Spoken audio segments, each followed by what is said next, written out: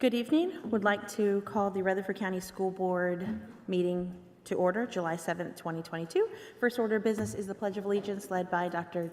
James Sullivan. To the flag of the United States of America and to the republic for which it stands, one nation, under God, indivisible, with liberty and justice for all.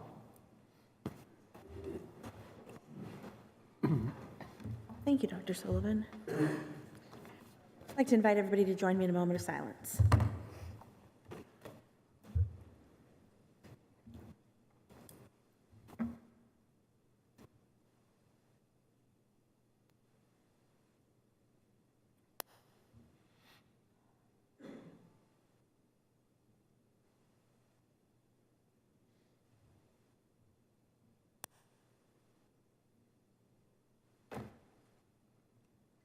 Thank you.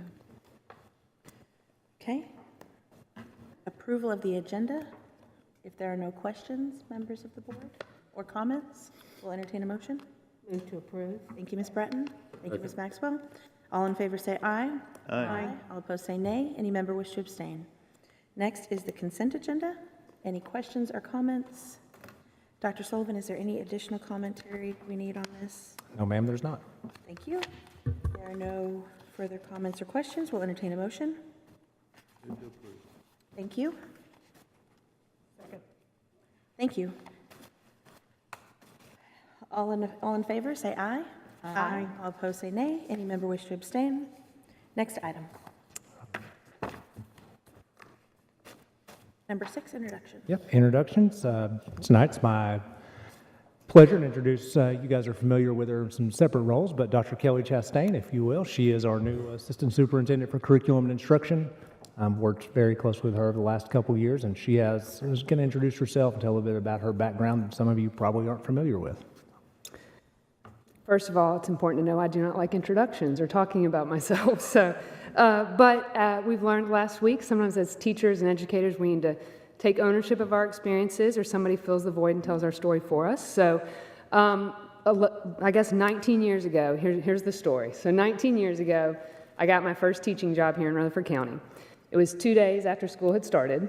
I probably only got the job because I was a coach, so this puts it in perspective.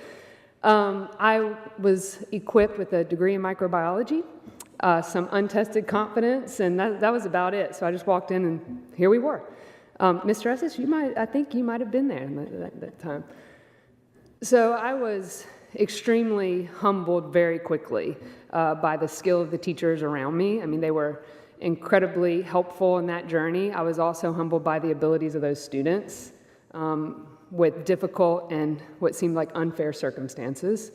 And it was a testament to the community of educators that I even survived that first year. So those teachers and principals and students allowed me to be successful. So that was year one. Some good stories came out of that. So if we ever have time, I can share those. So 11 years I spent in the classroom at various levels teaching high school science. Then I had an opportunity. I went to work for the Tennessee Department of Education, where I saw a lot about policy and perspective on standards and assessment creation and how all those things go together. Then I had an opportunity, and I went to work for Vanderbilt University for the Center for Science Outreach with a reform project in Abu Dhabi.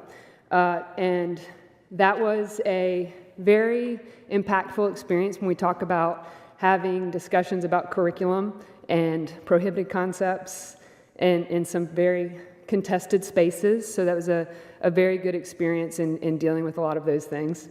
And then I had the opportunity to come back to Rutherford County, so I've been here for the last 6 years in various capacities in the central office. What I'm most looking forward to in this role is working with our teachers. I think I've come across hundreds, thousands of teachers in various states, countries. I am incredibly impressed with their skill. I think we are a place where they should be proud to work. I look forward to supporting them in whatever way that we are able. And I look forward to engaging with our parents. I think it's time to maybe have some more approachable and accessible resources for parents across our district.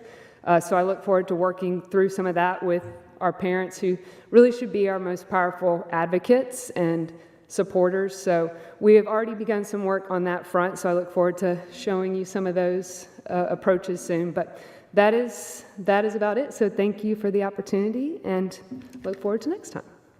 Thank you, Dr. Chastain. Thank you, we appreciate you. Okay, next we'll welcome our visitors. First visitor is Thomas McClendon.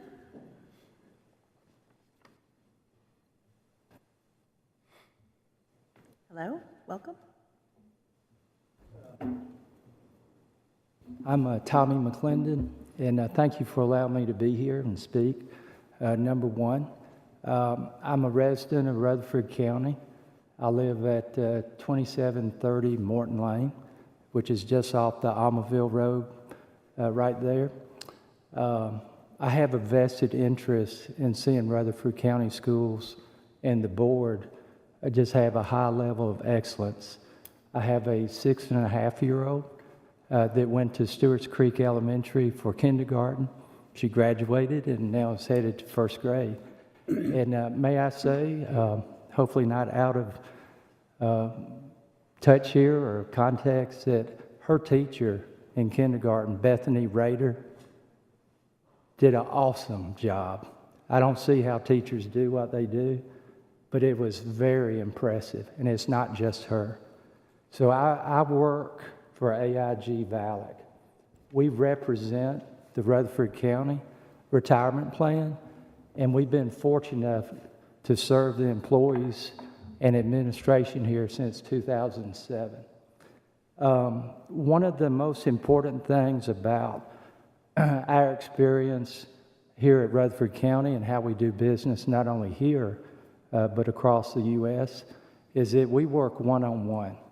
That's our business model, and it's had some challenges through COVID, but we do, through that time, we were one-on-one online with WebEx and so forth.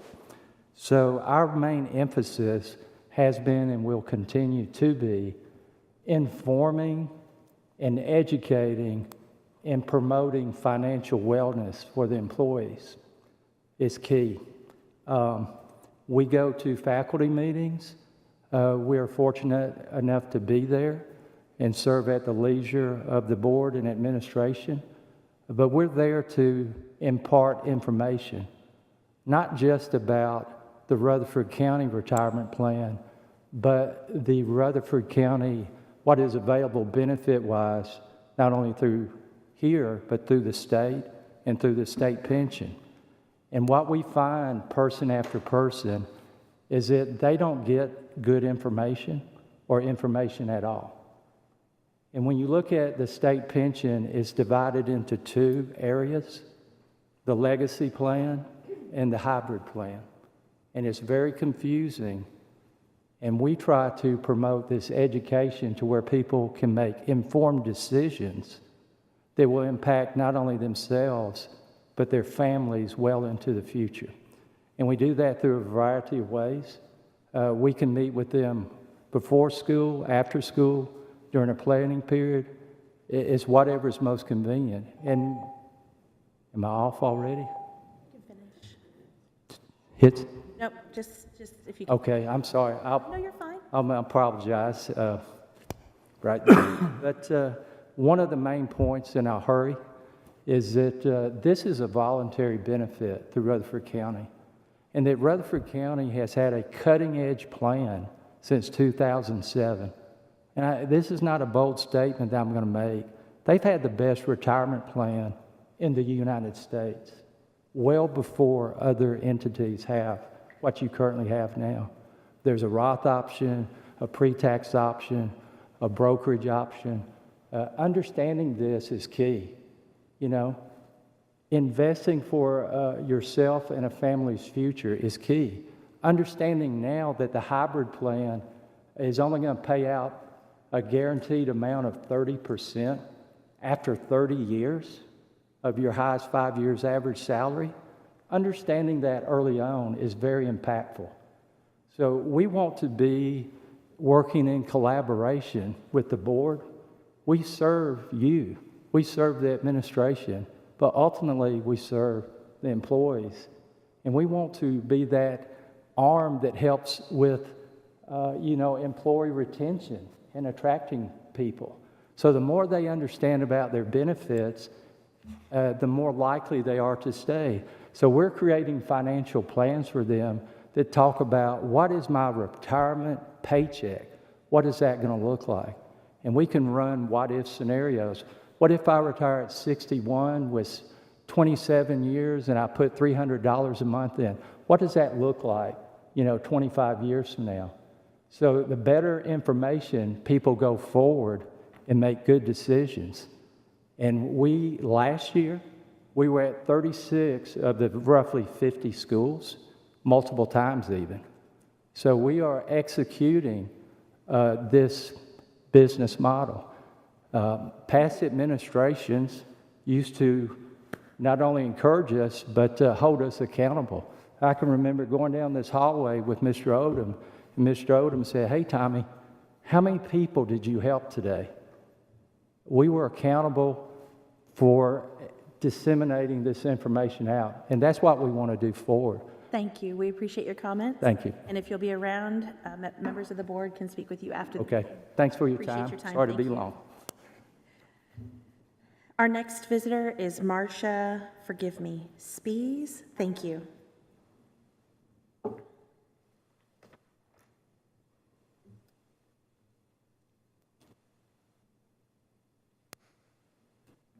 Good evening, Board, and thank you for allowing me to come and participate and to share how the ESL EAs are handling our time with Rutherford County Schools. I have 4 ESL EA members here this evening with me: Brucine, Monica, Angel, and Amani. So thank you for coming, and my good friend, Mindy, who is a special ed EA. So I wrote this hoping to keep to my comments here. I am here tonight to speak on behalf of Rutherford County School ESL EAs and our skill level 2 classification being included with general EAs. My intention is to inform you how different and involved our position is. First, we are all aware of Rutherford County Schools' skill level pay scale. I would like to share a definition I saw on Indeed. Skill-based pay ranks individuals according to their level of expertise rather than their job title. During my time with you this evening, I'd like to ask you to ponder our level of experience versus our job title. One of the biggest differences are the qualifications we as individuals must possess. We must be bilingual, translating written text and interpreting spoken communication. Another is accountability. The ESL department is considered Title III under the Every Student Succeeds Act legislation.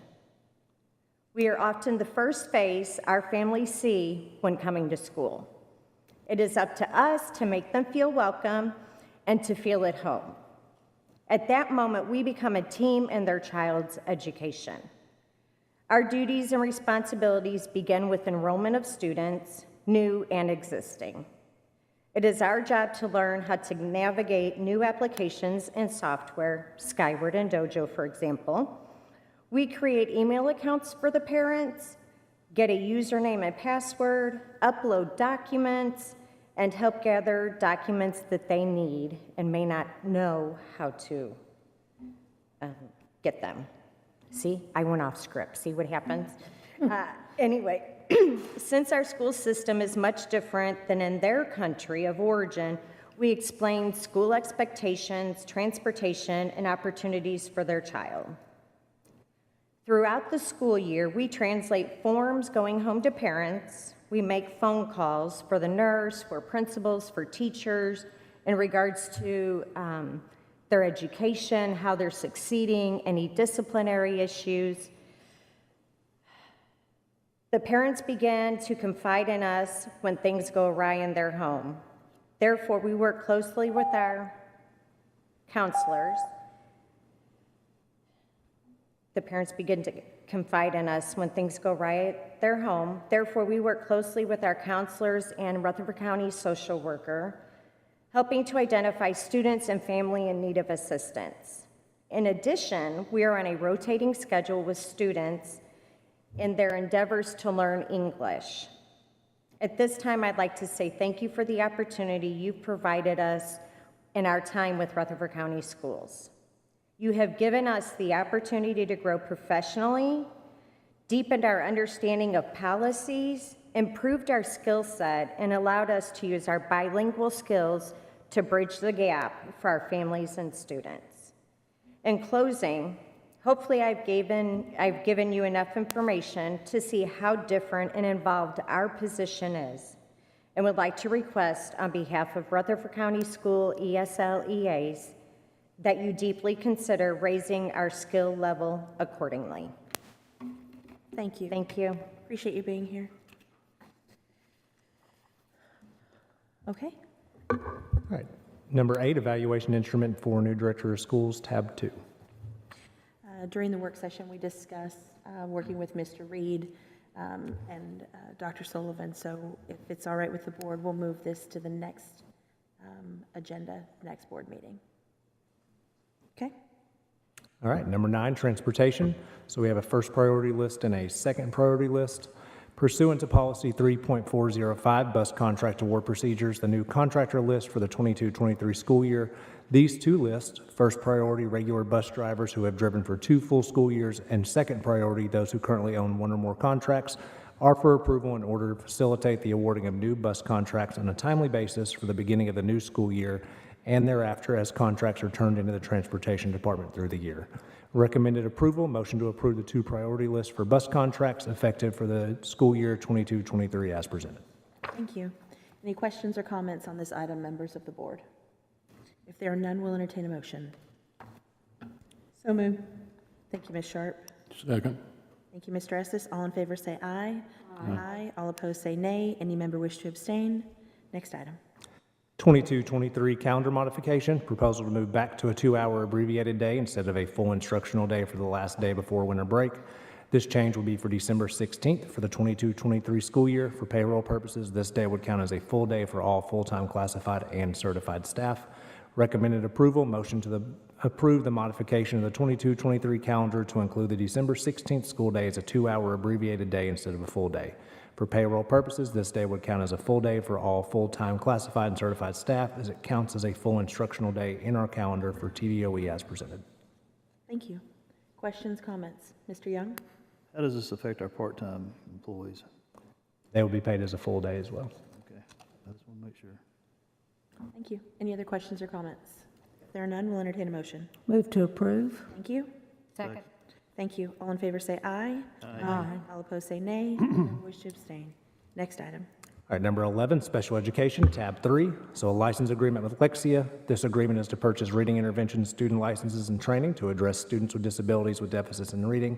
The district plans to purchase 750 student licenses with training and support. The cost should not exceed $65,400 to be paid with IDEA Part B special education funds. Recommended approval, motion for purchase of Lexia student license and training not to exceed $65,400 to be paid with IDEA Part B special education funds as presented. Thank you. Questions, comments, members of the board? If there are none, we'll entertain a motion.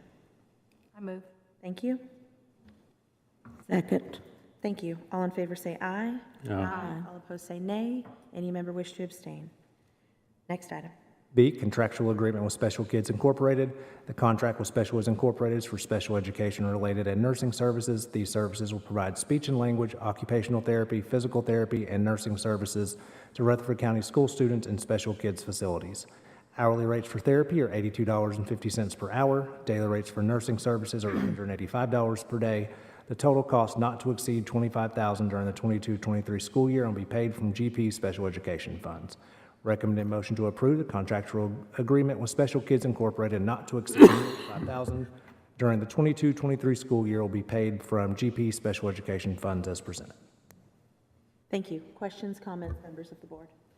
If Just there a, are just a renewal It is, yes. situation too. Yes. Okay, thank you.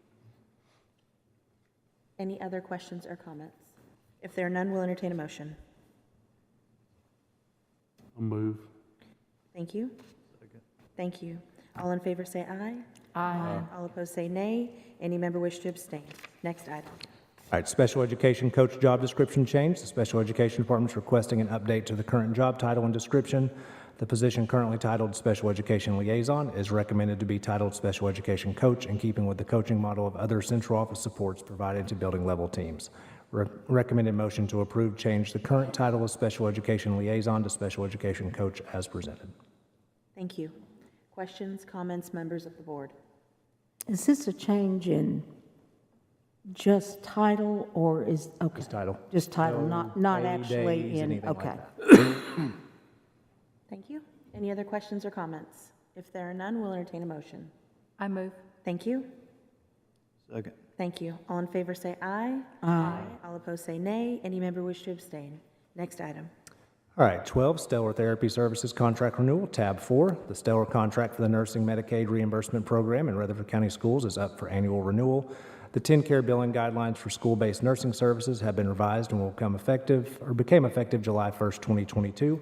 Included in these changes is a requirement that in order to bill for services, a nurse practitioner, physician's assistant, or MD must provide clinical oversight of the school nurses providing these services for students. Stellar can provide these oversight services, but has also offered a 5% decrease in their administrative fee from 20% to 15% if Rutherford County Schools is able to do so instead. Sarah Winters is in discussions with Dr. Amanda Gamble, the current medical director for RCS, to ensure that she is able to do so. Medically necessary covered services in the IEP or IHP that are ordered by the primary care physician or treating provider may be reimbursed. Services that are reimbursable include the following: assessment and treatment of acute and chronic illnesses, blood glucose monitoring and testing, tracheostomy care and suctioning, colostomy care, catheterization, administration of oral medication per tube, O2 saturation monitoring, pulmonary and/or cardiac disease, G-tube feeding, wound care, nebulizer treatment, or medication administration for medically fragile students as identified in the IEP or IHP. Since February 2019, nursing services reimbursements have totaled $27,876, with $19,566 being the net proceeds for RCS. No services were billed in the 21-22 school year due to COVID-19. Recommended motion to approve the renewal of Stellar Therapy Services contract as presented. Thank you. Any questions, comments, members of the board? If there are none, we'll entertain a motion. Move to approve. Thank you, Mr. Young. Thank you, Ms. Maxwell. All in favor say aye. Aye. All opposed say nay. Any member wish to abstain? Next item.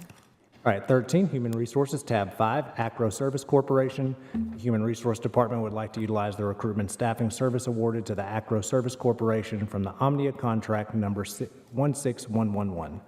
Acro will bill a participating public agency a permanent hire services fee equivalent to 16% of the starting annual salary, including guaranteed compensation of any kind, but excluding variable compensation such as performance-based bonuses, at which the applicant recruited by Acro or its associate vendors is hired by the participating public agency. For purposes hereof, annual salary shall be defined as hourly rate times 2,080, weekly rate times 52, or monthly rate times 12.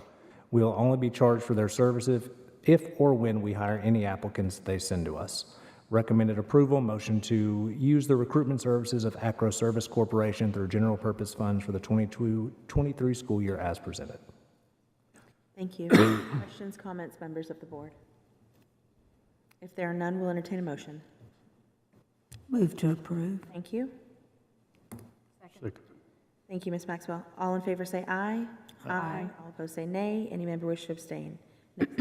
All right, B, Accounting Supervisor, updated job description. Human Resource Department is requesting an updated job description for the Accounting Supervisor position to include revised language, including a bachelor's degree in accounting for finance with 5 progressive years of governmental accounting experience, or an associate's degree with at least 20 years of governmental accounting experience with CGFM or CCFO designation.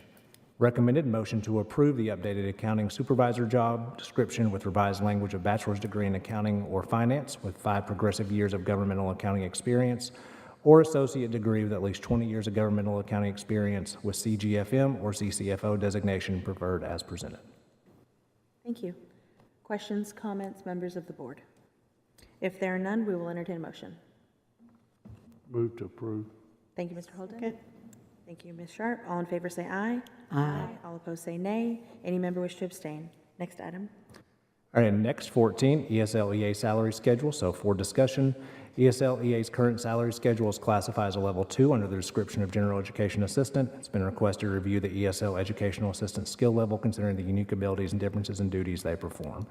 I'll add as well, I've had the pleasure of leading 2 schools that had a very diverse student body with a large number of English language learners, and our ESL EAs absolutely fill a need. They're the first line for most of our parents, and I know one of the things we struggled with last year was not necessarily letting them stay after school to help because of our timekeeping system, and so we'll be working on that to make sure that they are allowed to do the duties that they need to do while still compensating them for those hours. So thank you, ladies, and all our other ESL EAs for what you do. Just wanted to add that before the discussion. Thank you, appreciate that. And thank you, ladies, we appreciate you.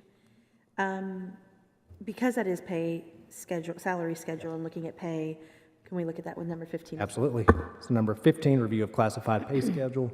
Recommended motion to undertake a review of the classified pay scale and for the classified pay scale to be brought back to the board for possible action at a future meeting based on any findings and recommendations as presented. Thank you. Questions, comments, members of the board?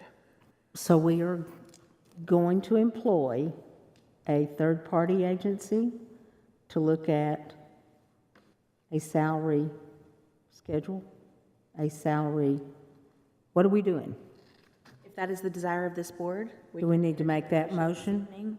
I think that would be, with the information we received this evening, Absolutely, with the on information. top of what Okay. we've received from others, I think it'd be an appropriate action. Comment, Okay. members of the board? Dr. Anthony, is that something you would like to see? Yes, like Dr. Sullivan spoke earlier, when we had our initial committee and we brought all of our information, we were limited in our scope of what we were to be looked at. So I think that's a good next step for us. After all the emails that we've received over the last couple of years, this has to happen. I agree. Yeah, I agree. And I know just the north end of the county, I call on them a whole lot just because of demographics. And I'm probably sure they're saying it's her on the phone again. But, you know, you run into people at Kroger or Walmart or something like that, and I'm dialing their number all the time. And I'll say they're probably right in there with our nurses in helping all the students and everybody that they see. To be clear, what we would be asking for is a full review and study of all classified positions, so the classified salary schedule, which would include our EAs and everybody on top and on everybody. Are So we asking for classified and certified, or just classified? Classified, I thought. I think that would be up to, I think we'd entertain direction from Dr. Anthony and Dr. Sullivan. Okay, I think Desire. the entirety would be good while we're I doing it. think so, it too. would be That's good what to I just was go wondering. ahead and do everything. let's and we do can- it all at Piecemeal it, once. yeah, instead of piece. And we can work with, if the board approves, I can get with our purchasing department tomorrow and see if there's anybody under a state contract that other state governmental agencies are already using. So it doesn't necessarily have to be somebody that is education focused. That would be great. Very appreciated. So do we need a motion? Yes, ma'am. We'll entertain a motion. Any motion. I'd like to make a motion that we undertake a classified and certified review of our pay scale with an outside party. I would like for Dr. Sullivan to look into employing someone to do that starting tomorrow. And I would like to second that. Thank you. No pressure there, Dr. Sullivan. Thanks. We have a motion and a second. Ms. Hopkins, would you mind taking the roll, please? Yes. Yes. Yes. Yes. Yes. Yes. Yes. Thank you, I appreciate it, and I would just, of course, I know Dr. Sullivan will bring us back information that he finds, but I'd just like to put that on the record that we'd appreciate information on this item moving forward. Give you guys an update at our next board meeting, and then as well, hopefully we'll have a vendor to be able to recommend at that time as well. Appreciate that. So we covered 14 and 15, we're on to 16. Right. 16, Instruction, Tab 6, EPP Specialist to Rutherford Teach Now Coordinator. Due to the growth of our educator preparatory program and the requirements from the Tennessee Department of Education as an official licensed program, request to transfer one EPP Specialist position to the Rutherford Teach Now Coordinator. Currently, the duties of this position are split between our Career and Technical Education and Rutherford Teach Now. This move will align with the program as a partner with Rutherford County Schools, but also as a separate licensing entity. Total fiscal impact of estimated cost of $8,000. Recommended motion to approve the new position of Rutherford Teach Now Coordinator by internal transfer of EPP Specialist position at an estimated cost of $8,000 as presented. Thank you. Questions, comments, members of the board? If there are none, we'll entertain a motion. Move to approve. Thank you, Mr. Holden. Second. Thank you, Mr. Young. All in favor say aye. Aye. All opposed say nay. Any member wish to abstain? Next item. Thank you. B, the Adult High School Lead Teacher. The Adult High School Lead Teacher currently oversees operations of the Rutherford County Adult High School. This program is not connected with the former Rutherford County Adult Education Program. Curriculum and Instruction is requesting to move this lead teacher 12-month position to that of a specialist to oversee the Adult High School program and to serve as the program specialist for the Rutherford County online program. This position was formerly a specialist position prior to the 18-19 school year. Recommended motion to approve the transfer of adult high school lead teacher to that of a specialist to also oversee the Rutherford County online program. Total fiscal impact of approximately $12,000 as presented. Thank you. Questions, comments, members of the board? If there are none, we'll entertain a motion. Move to approve. Thank you. Second. Thank you. All in favor say aye. Aye. All opposed say nay. Any member wish to abstain? Next item. All right, C, Rutherford County proposed admin index as part of the salary committee established during the 21-22 school year. All admin indexes were increased with the exception of special school. I'd also add high school. We did not increase high school this month. I was just going to ask. Proposal to increase special schools administrative index to 1.25 from 1.20. This is the same rate of pay that the Rutherford County Virtual School was funded for the past 2 years. Motion to approve the administrative index of special schools from 1.20 to 1.25 for a total estimated cost of $20,000 total as presented. And that would be Smyrna West, Daniel McKee, Holloway Virtual School. So we're correcting. the Correct. oversight. Yes. Thank you. Questions, comments, members of the board? So moved. Thank you. Second. Thank you. All in favor say aye. Aye. All opposed say nay. Any member wish to abstain? Next item. All right, so next we have our nepotism policy per policy 1.108. With the exception of substitute employees, members of immediate family should not be assigned to staff in the same school plant facility unless some unusual circumstance exists which makes it in the best interest of the educational program as approved by the director of schools. Principals, assistant principals, or other supervisors are prohibited from having an immediate family member working under their direct supervision. Their director of schools may recommend exceptions to this policy. However, all exceptions require prior approval of the Board of Education. I have 4 individuals. We have 1 extra since the other night. So we have Buchanan Diane Campbell. She's a spedier. She is a in-law relation to Tammy Bowles, the cafeteria manager. Siegel High School, Kathy Mosier is attendance secretary potentially related to her son, Mr. Mosier, who's a social studies teacher. We have a new one, Rockville High School. Mateo Lozano has applied for an ELA position. His grandmother is a custodian in the school. And then Riverdale High School, Gail McClanahan, potential CTE, and Steve McClanahan is a special education teacher. None of these people would have a supervisory role over anyone that would violate that nepotism policy. So they would meet the policy. They would. And in the future, how we will handle this is I'll put this on the consent agenda. This was a change in talking on Mrs. Ridley, not necessarily following it the way it was written. And so we wanted to make sure that we are correcting that and following the policy as it was written. And we'll put that on the consent agenda, just like we do coaches and everything else next. So recommended motion to approve the exceptions to this policy as recommended by the director of schools as presented. Thank you. Appreciate the cleanup there. Questions, comments? If there are none, we'll entertain a motion. I move. Thank you. Thank you. All in favor say aye. Aye. All opposed say nay. Any member wish to abstain? Next item. All right, next we get to our signing bonus incentive for hard-to-staff subject areas.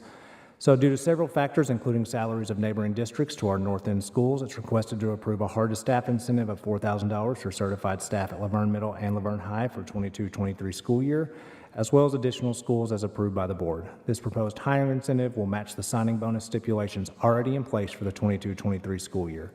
This proposal will include all certified staff members, current and new, for the 22-23 school year. Incentives earned with this initiative will be in addition to any other staffing incentives already approved. Recommended motion to approve a $4,000 hard-to-staff hiring incentive for all certified staff members at Laverne Middle and Laverne High for the 22-23 school year, as well as additional schools as approved by the board. Funds for the staffing incentive would be first utilized with funding from open teaching positions at LMS and LHS as presented, and Mrs. Johnson requested some numbers the other day. We have roughly 140 certified employees that would be at Laverne High School. That is an estimate because we do have open positions at the school right now. And then at Laverne Middle, we have around 80. And so you are looking at the 140 for Laverne High School, approximately $560,000. For the 80 at Laverne Middle, approximately $320,000. And so you're looking at about $880,000 would be this. That would still be less than what we looked at with a third-party vendor with Proximity Learning. Their quote was a little bit lower. They were in the 700,000s, but that did not include the hiring of the EA facilitators that would then have to go into every single one of those classrooms we hired somebody. And this would be giving the funds to our employees instead of a third party. So again, not perfect, but we're looking for another option. Thank you. Appreciate that information follow-up. I do have an additional question. Yes. What is the criteria that defines hard to fill that we're going to follow? So I believe for us, we go with any school that has more than 15% of their general openings would be my recommendation. Okay. Especially at this point right now, we are past the transfer time. And so we are, July 1st is our internal transfer date to where both principals have to approve to recommend a transfer of an internal position. So that internal movement should slow down unless it is a promotion. So our openings that we have right now are truly positions that are open that we are really struggling to fill. We met with one of our other principals on the north end. I mentioned it, and it may be something I bring back to you at the July meeting for Roy Waldron. Roy Waldron has 9 open teaching positions just in the main building right now. And we are struggling to have any applicants for those positions. And you're looking at second, third, fourth, fifth grade traditional positions that we would have dozens upon dozens of candidates for. I mean, you have a new administrative team that's high energy there, so usually that would attract candidates in and of itself, and it's not. So our benchmark will be 15% of the general Yep. openings. Okay. Appreciate that. Dr. Anthony, would you agree with, I feel like that's a fair benchmark. Absolutely, that's a great benchmark. Thank you. Any other questions or comments, members of the board? Mr. Young? For our next meeting, could we have a list of those schools that are exceeding 15%? And Yes, sir, we can get you that. Absolutely. follow that and track Absolutely. what the trend is? Thank you. Mr. Holden? We have voted to use I call it recruiting service. How does this figure in? Will this be calculated into the pay they offer, or how? No, it shouldn't. Yes, it would be, because that would be an additional pay that people, that staff would. Okay. So we would have that 16% of that 4,000 would. Just for the Just for those positions that they find those just for are those hard to two fill schools. places. Yes. Okay. And I envision us having to use them for some of our ESL, special education, probably math and English as well. I have a feeling they're going to fall into the same trouble we are in finding candidates as well, though. Thank you. Any other questions or comments? If there are none, we'll entertain a motion. So moved. Thank you. Second. Thank you. All in favor say aye. Aye. All opposed say nay. Any member wish to abstain? Next item. All right, F, Certica, the case assessment. Curriculum and instructions requesting to use the Certica case benchmark assessment for the 22-23 school year. RCS will administer the benchmark assessments in 2 windows, fall and early spring. Additionally, Mastery Connect and Grade Cam are part of the assessment package for use by all RCS educators for data tracking and formative assessment creation. This will be the 3rd year of utilizing the assessment. Total cost is $751,050 and is part of the general purpose budget for the 22-23 school year. The increase in cost from 21-22 is due to increased enrollment and the addition of first grade to the assessment platform. Recommended motion to approve the purchase of Certica case assessment platform for the 22-23 school year is presented. Thank you. Questions, comments? If there are none, we'll entertain a motion. Can these benchmarks be used in evaluation? No. No, these are not the No. benchmarks. Should not Okay. be. The only way that we would is when we start looking at our grading policy. One of the interview questions for the director of schools position was how do we limit testing and unnecessary testing?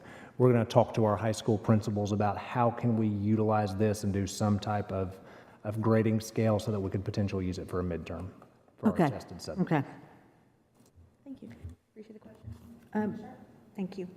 Do you have a solid number or an estimate of what the enrollment increase is? Because I know it fluctuates the closer we get to school. Right.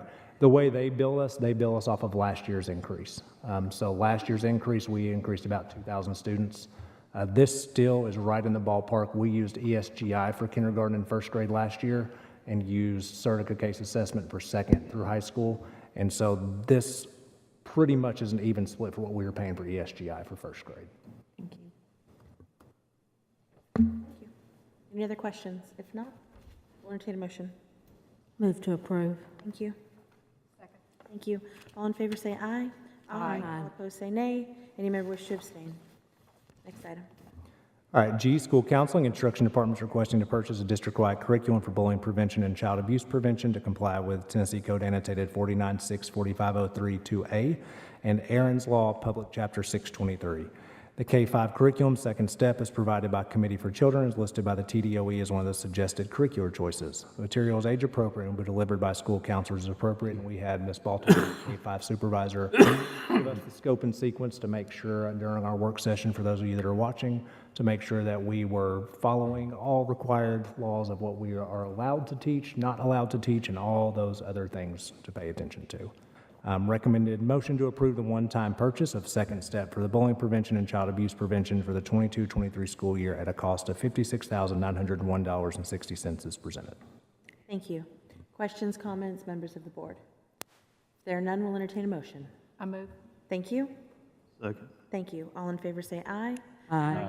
All opposed say nay. Any member wish to abstain? Next item. H, ELA Assessment Alignment Project. 30 selected K-5 teachers and coaches, 5 per grade level, will work to align and create assessments to be used with EL modules, which is our ELA curriculum K-5. The teachers will participate in professional development provided by the RCS Elementary English Language Arts Specialist to ensure work keeps to the integrity of the curriculum and standards. Teachers will analyze standards, question stems, and question types to assist them in creating TN-ready-like assessments for all modules that provide teachers with aligned data to guide instruction to improve student achievement. Teachers will be paid a stipend of $50 per hour for a total of 18 hours, 9 per semester, for a total not exceeding $35,000. Recommended motion to approve the ELA Assessment Alignment Project, which will include a teacher stipend of $50 per hour for a total of 18 hours, 9 hours per semester, not exceeding $35,000 is presented. Thank you. Questions, comments, members of the board? If there are none, we'll entertain a motion. Move to approve. Thank you. Second. Thank you. All in favor say aye. Aye. All opposed say nay. Any member wish to abstain? Next item. All right, next we have a hard-to-staff incentive for retirees. Due to the lack of applicants for certified positions, request to approve a hard-to-staff incentive for retirees of $5,000. For the 22-23 school year, to qualify, retirees would need to teach at either Laverne High School or Laverne Middle School, pending board approval of the prior item, which it was, or teach in an already established hard-to-staff certification area. Funds for hard-to-staff incentive for retirees will be first utilized with funding from open teaching positions. I've been talking with Dr. Anthony as well. We identified you needed to be and file official retirement paperwork. Otherwise, we could have somebody who just says, I'm retiring, and then could make themselves eligible for that. So we definitely also want to make sure that that is open to people who are in the Tennessee retirement system. Sorry, Ms. Bratton wasn't getting any ideas there. Open to people in the Tennessee retirement system, not just that served in Rutherford County schools. Very good. So recommended motion to approve hard-to-staff incentive for retirees for the 22-23 school year. Can I ask, have you heard from some retirees that this is incentivizing them to Yes, just off the? When we did send out the survey, we also sent out the proposal that we were going to give to the board. We had about 18, I guess, say that they were interested, and we've had 4 that are definitely taking us up on it. So, and that's out of the 450 that we surveyed from the last 7 years. Thank you. Appreciate the information. Any questions or comments additionally from the board? If there are none, we'll entertain a motion. So moved. Thank you. Second. Thank you. All in favor say aye. Aye. All opposed say nay. Any member wish to abstain? Next item. All right, next, extended contract for high school teachers. Due to a lack of certified applicants in several areas and Tennessee Department of Education stipulations required for teaching certain courses, this proposal establishes an extended contract for a current teacher to serve as the official teacher of record as described in the contract. The educator would still be guaranteed a planning period at the conclusion, which would be the extended contract portion of the day due to the requirements of Tennessee Code annotated. The recommended motion to approve an extended contract option for unfilled teaching positions for the 22-23 school year. Funds for extended contract would first be utilized with funding from open teaching positions as presented. Thank you. Questions, comments, members of the board?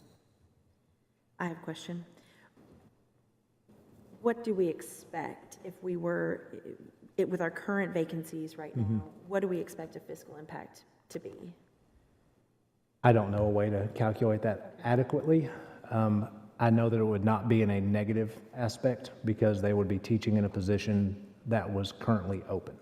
And so in any rate, it would probably unfortunately save money because that position is still open and we're just teaching it for the one class period that is needed.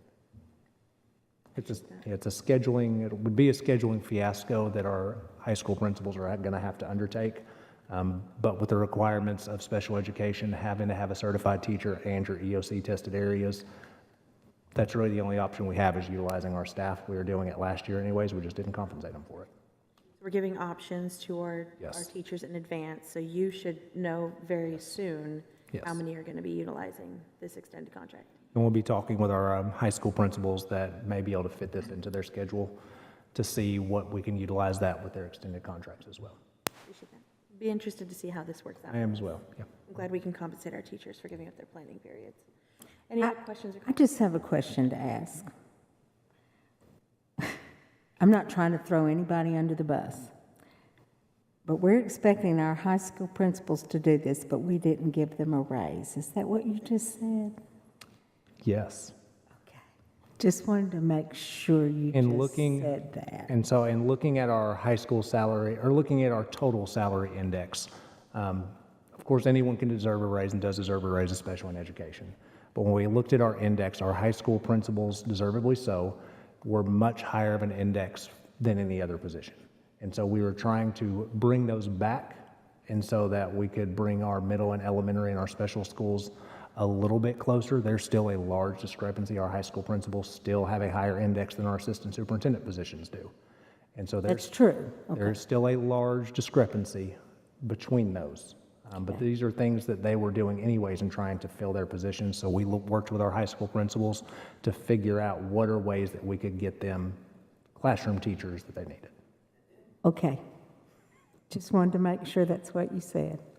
But we'll also be reviewing those. But we will also be reviewing that with our salary study, so we'll just see where that ends up. Okay. Yes. I think it's a great solution. Any other questions or comments, members of the board? If there are none, we'll entertain a motion.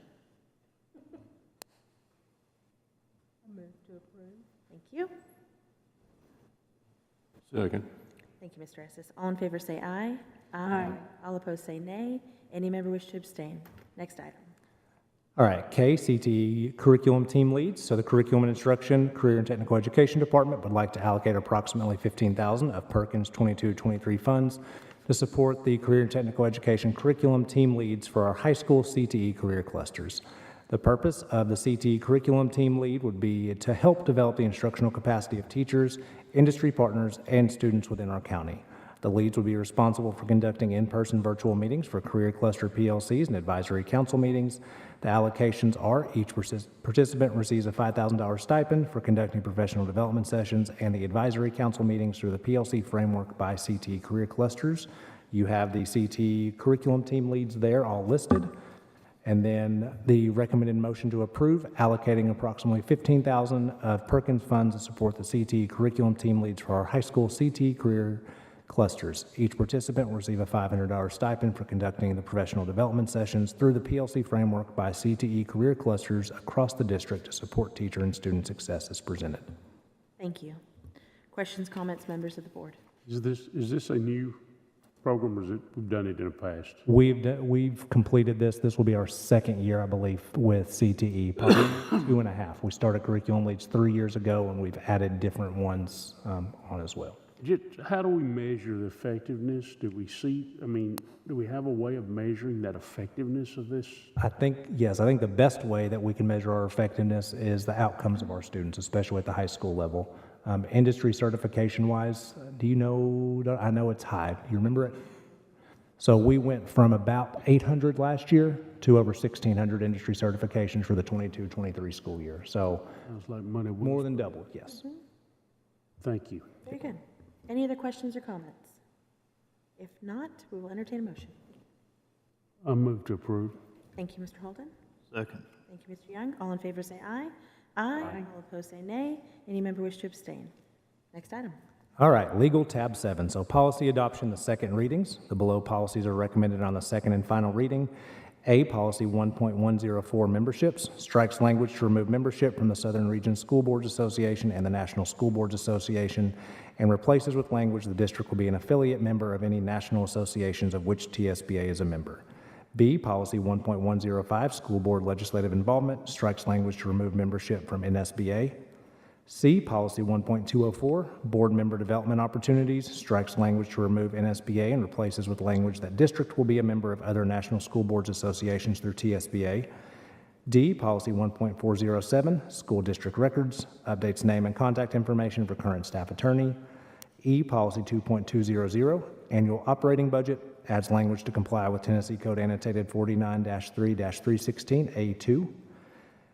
F, policy 2.802, payroll procedures, adds language for exceptions to no advance payments of salary to reflect current district practice.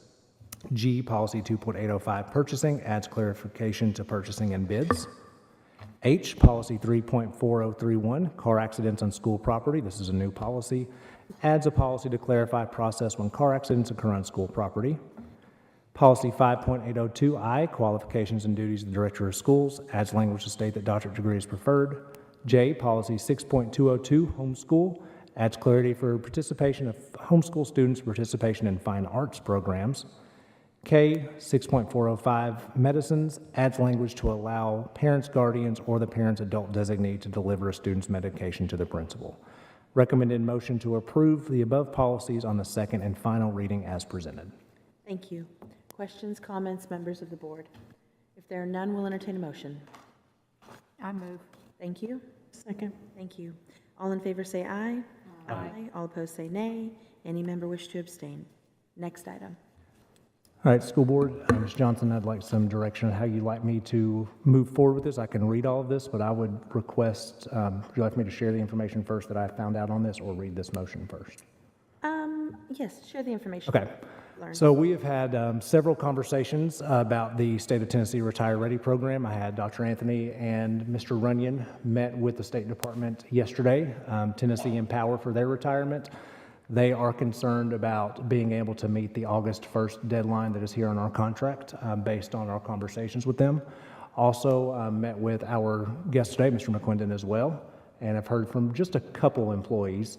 I'd request that we table this to our July meeting so that I can get a little bit more information. I understand in talking to our payroll team, though, we have had some complaints by teachers that they can't get answers that I would definitely want to talk with our vendor about. But it'd be my recommendation that we would table this to allow me to get some more information before I can make a really educated recommendation to our school board. Dr. Anthony, you want to add anything to that? I agree. From what Mr. Runyon and I learned yesterday about being brought into the meeting for our first meeting, I think it would be good to table. And they did, after talking to their DC group, say it would be a time crunch to, they told us yesterday it would be a time crunch to do it August 1st. It would be better to do a September 1st if that's something we're interested in. Thank you. Appreciate the direction. Members of the board, is there any opposition to tabling this item?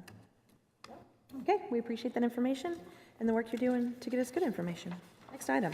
All right, so number 19, land acquisition for building program.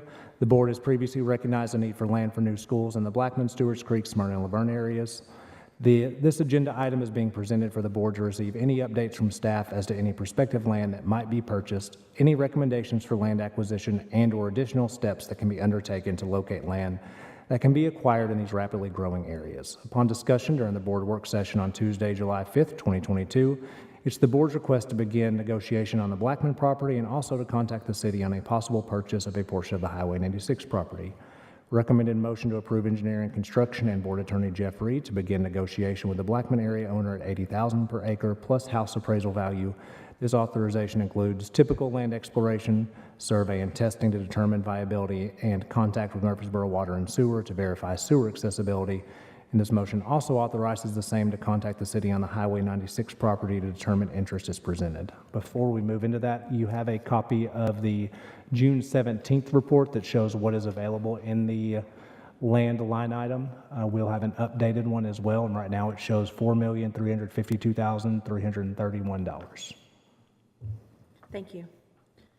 Questions, comments, members of the board? Before we get into this, I just would like to know, I brought some property to Mr. Lee's attention, and the computer crashed. Were you able to take a chance to look at it? On first blush, I don't know that it'll work.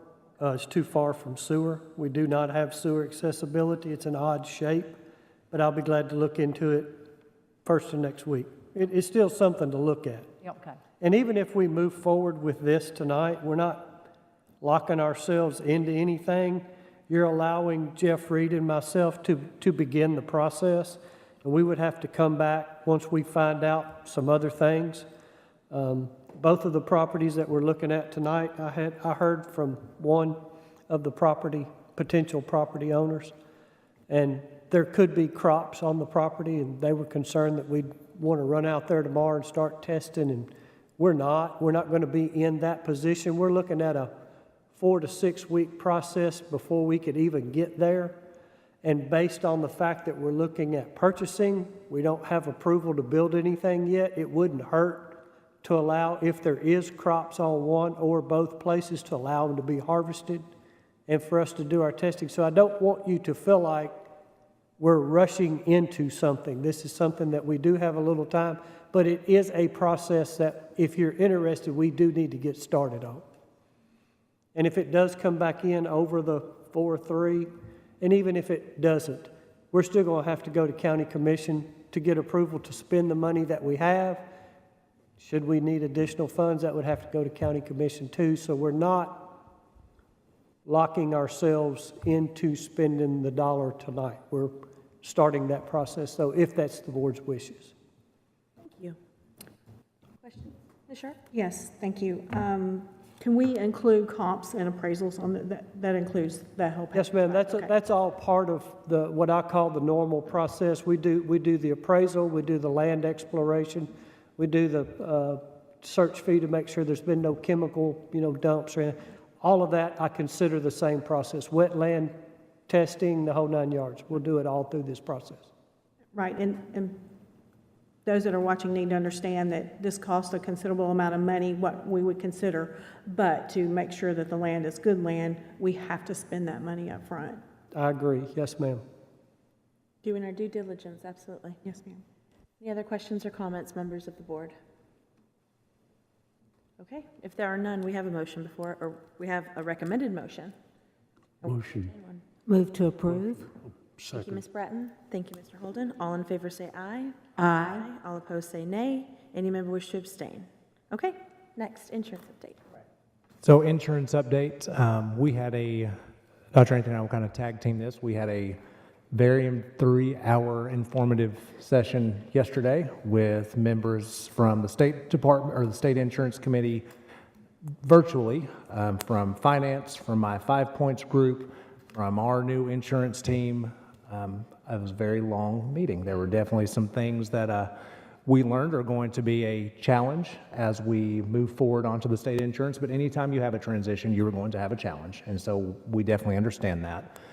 When we are looking at some of these challenges, our number one concern is making sure that our employees know what their options are. When you move to a different plan or different plan administrator, there's going to be some some growing pains, and so I very well may come back in September or before September and recommend an additional teacher workday at some point to our calendar to give our teachers and our employees an adequate amount of time that we could go through and truly make sure we do the onboarding process correctly. One of the number one things Mr. Young asked during our work session, what do our teachers need? This would be another thing that our teachers would need that they would have to do outside of, which I understand is part of a benefit. But we have some options here. Dr. Anything you want to add? Yes, because the My Benefits Channel program that Mr. Boder had brought to our attention, their information is not able to be read by the Edison program from the state. It's not exactly something that they can just upload information. So our 4 employees in the insurance department will be entering those along with their employees. And they did talk about a paper option, which probably several of our employees would like. So we will be needing additional help to get that keyed in and trying to run instead of just an October date, arrange for enrollment, possibly a September through November to give us a little more leeway, which they believe that would be possible for us. We have some other concerns as well. We have to make sure that everything we're doing communicates with what county finance will need with payroll. So we're working through some things to make sure things communicate the way they need to.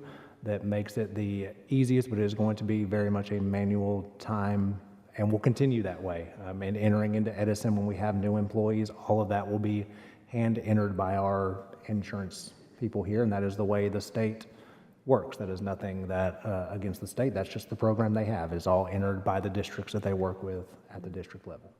But with 6,000 employees, that's a lot. I would say so. Thank you for the update. Yep. Any questions on those items, members of the board? Is there anything else in insurance we need to know?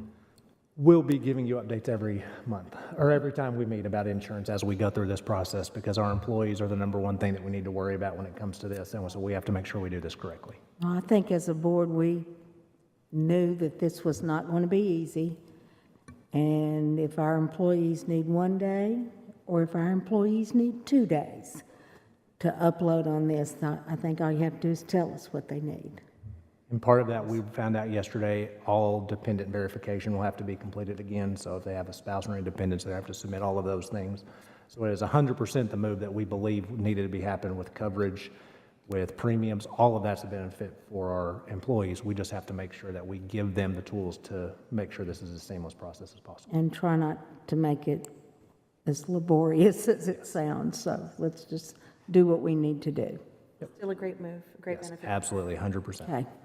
Because basically, we can't do a data dump from our system. Correct. So everything has to go back to paper, and then they have to put everything in the system. Yep. The state of Tennessee does not allow any data entry into their system for security. So they will allow one transfer, and that one transfer has to occur soon, which unfortunately, the way we're set up on payroll, our new payroll doesn't begin for new employees till September, and so we would miss that. So we'll be able to transfer the large majority of our staff, but anybody that's new or transfer would have to be manually entered. Okay. The update, we look forward to hearing more. Yes. Next item. All right, so next we have director's update. We have, I believe, 2 principals here. So we have Dana Nichols at Rockville, and then we have Amy Conifee Marlin, who happens to be the principal of the largest middle school in the state. And so that is not necessarily something we love to say, but it is the largest middle school in the state. So thank you both for being here tonight. We appreciate everything that you do. We also released, you have a folder, and I'm not going to go into great detail about this, but I wanted you to have our data. The state of Tennessee released a preliminary results for TCAP. So if you'll just open up that folder, I will go over much more detail once we get more information, but I wanted you to have an idea of what you were looking at. So we have our school year, we have our system name. These are our comparable districts. For a comparable district, the state is looking at size, they're looking at demographics, but even for a comparable district being the 4th largest, some of our comparables aren't very comparable. So you will see the next beside that is your test. You have your subject, English Language Arts, you have the grade level, what percentage of our students actually participated, And then the enrolled tells you, kind of gives you an idea of size by grade level, how many students we actually tested. In blue, those are the two categories that matter. Those two categories are considered proficient. And so you have that percent exceeded expectations or percent met expectations. Those in blue, if you would look at those together, so you've got the met expectations, exceeded expectations, that very last column is what our percentage is. So just looking at the very first one, you'll see we're in that tan beigeish color. I'm looking at third grade ELA. We had 29.2% of our kids met expectations, 10.1 exceeded expectations, so total 39% of our, 0.3% of our third graders are on grade level, which is not where we want to be, but it is still an improvement from where we are. The other point I want to call to your attention on these is that when we are looking at assessment, we're looking at achievement, we're also looking at growth. This is truly just achievement. How did our kids perform at one given point in time? And more than 20% of our kids were not our kids the year before. And so that's always something to remember, is that based on Murfreesboro City School and then just growth enrollment, more than 20% of our kids are not our kids. They were a different district.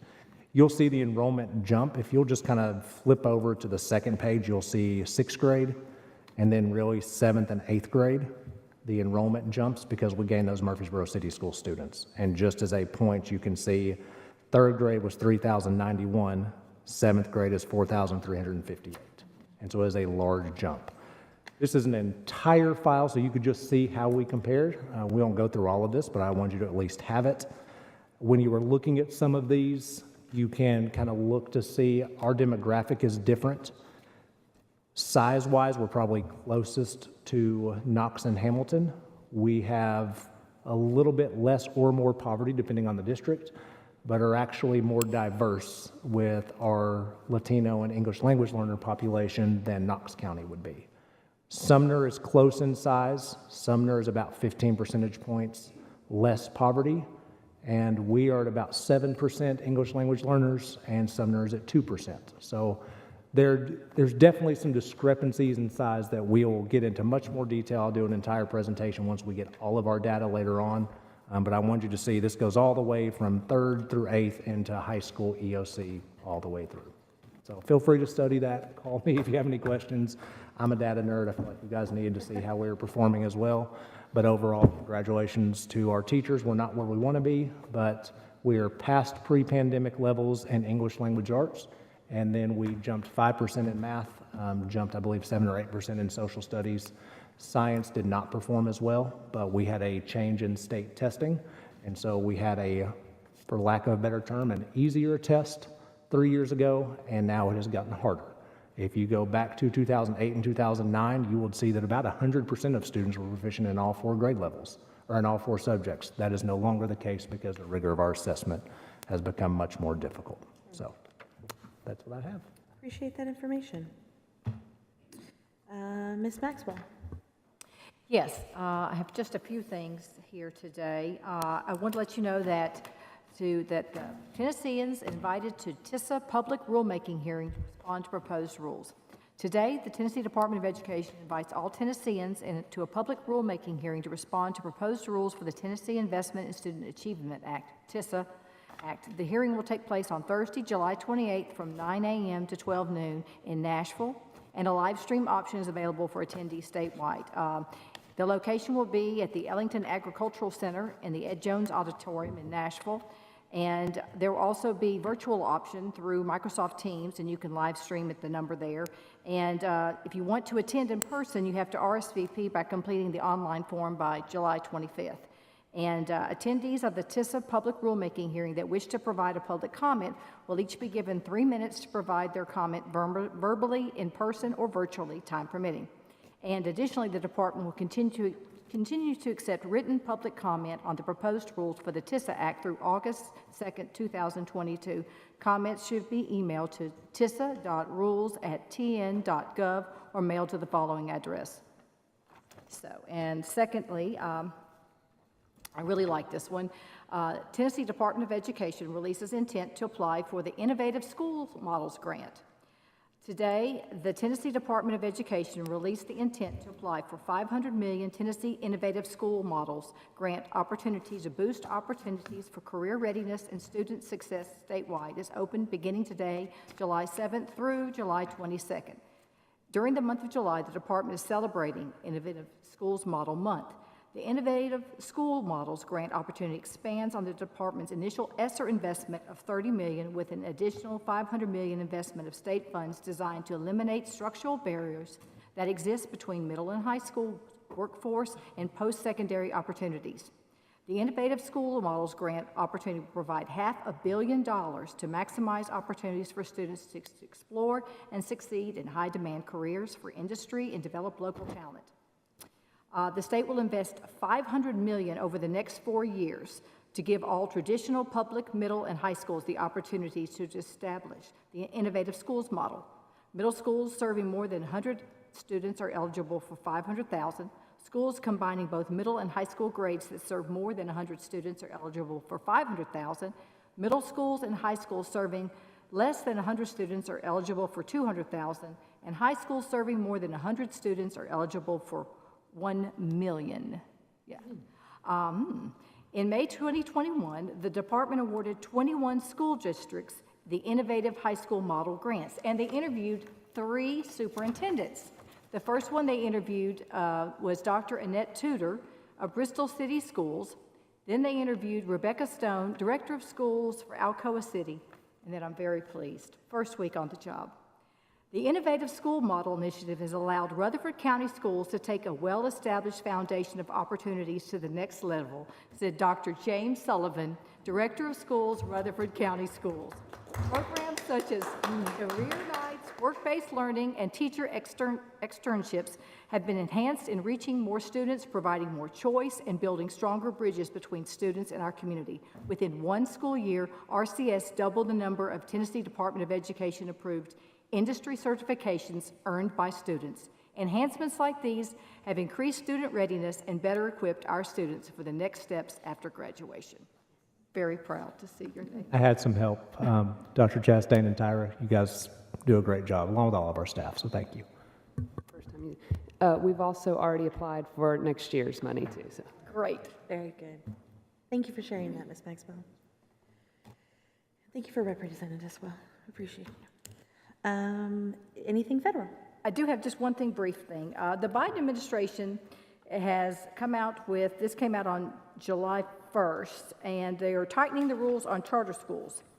The rules place tighter restrictions on the charter school program, a federal grant that funds charter schools in their first 3 years of operation. The upcoming grant process will provide $77 million in funds for charter schools. The incoming charter schools will have to gather community input and prove they aren't managed by a for-profit company to receive federal funding under the Biden administration's finalized charter school program. The proposed rules received over 25,000 public comments from the public. Director of Department's charter school program said in a blog, "We are all working towards the same goal of ensuring students from all ages, backgrounds, and communities have access to high-quality education, including through high-quality public schools." In an effort to prevent premature closures, the new rules place a heavy emphasis on public engagement. Schools applying for funds would have to complete a needs analysis to demonstrate the need for a new school in the area. The final rules provide a more flexible set of options for proving that a charter school is needed. Charter school applications are able to demonstrate need by providing data on access to high-quality schools in the community, submitting information on waiting lists for existing charter schools, proving interest in a specialized instructional approach, or furnishing a copy of the needs analysis conducted as part of the charter school application submitted to a charter school authorizer. In the analysis, charter school applicants must also demonstrate that the new school wouldn't negatively affect school desegregation efforts in the community. Thank you. Very valuable information. Any questions or comments for Ms. Maxwell? Well, since we're talking about charter schools, I'm sharing some information with you, school board members, tonight that was shared with me. And the headline on this one article, and this article just came out in July. It's School's out forever. Arizona moves to kill public education with new universal voucher law. So they're coming at us in all different ways, not just charter schools. They're coming out with education savings accounts, whatever you want to call them. I won't get into all the details here. It's a very lengthy article here, but it's eye-opening, to say the least. And I was also shared that even our Rutherford County Tea Party put out something that said public school exit. So it's here, guys. It's coming. They're out to destroy public education. And if we don't wake up and do something, which it may be already too late, it's going to happen. So I'm just going to encourage you guys to read this and understand what's going on, especially with the debacle our governor just had, where he didn't say anything. We had a charter school representative speaking to a group of people. He just sat there and said idle. That was disgusting. That's the only thing I can say. And I'm very disappointed in our leadership, and I hope that that the Tennessee people will start looking at some things that Arizona did. They come up with a referendum. They put it out there for the people to vote on. But even doing that, and they won 3-1 to keep charter schools out of that state. They still got charter schools. They still got ESAs coming at them. So we better wake up. That's all I can say. Thank you, Mr. Young. We appreciate the information you provided. General discussion.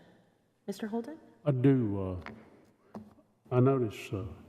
Maxwell, when she was reading at it, proposed a needs analysis for the charter school. And I've always said from the beginning, there should be some, it's no different. I mean, I say building a hospital. You can't just decide tomorrow, Miss Bratton can't build her own hospital tomorrow. You have to have a needs assessment for the need for the community. My concern with charter schools is we're not doing a needs assessment. Our school system in Rutherford County is a great school system. It is very, very top. Now, some areas probably do need charter schools, but I'd just like to voice my opinion that I think a needs assessment is a good methodology would be to use to allow us to figure out what the system needs. And if charter schools are part of the answer, that's great. But I think there needs to be something, sort of a needs type analysis for those. Thank you. Any other questions or comments, general discussion? I would like to take an opportunity to address, the comments, and more specifically to address our teachers and those who serve our students every single day. I've met with the charter schools who have filed applications to come here. I've entertained those conversations, and they've been great conversations. But like everybody else, I watched the disparaging remarks that were made about our teachers and our educational system and the schools that produce our teachers.